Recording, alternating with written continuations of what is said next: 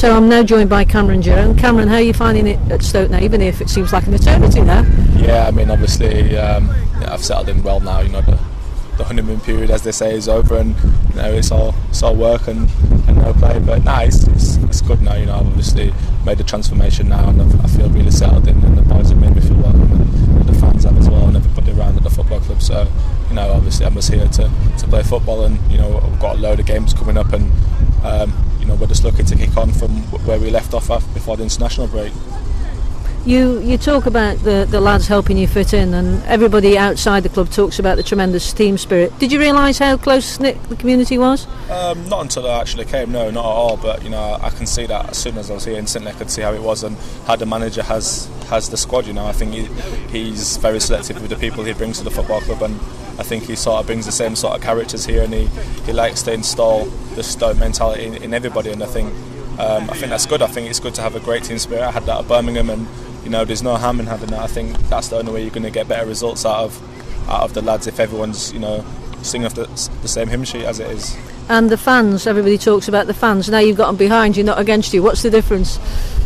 It's a massive difference. I mean, you see how we've got a tremendous home record this season, especially. I mean, all the big teams that have come here have struggled, and I think that's been the case in the past. Really, when I've seen Stoke play against some of the bigger teams, they've always struggled to come here. And whether that's a mental thing now with some of the big boys,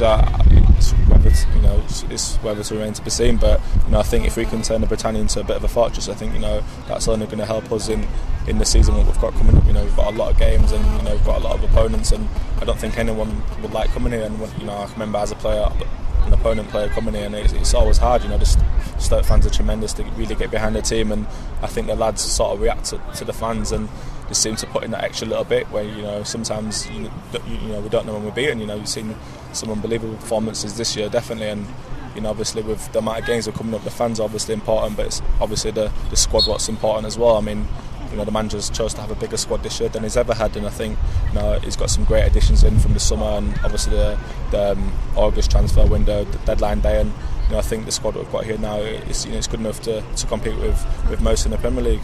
And finally, before I let you go, you look a bit useful with a hockey stick. Have you had a previous life as a hockey player? I haven't, but it was something I played as a kid, at school, and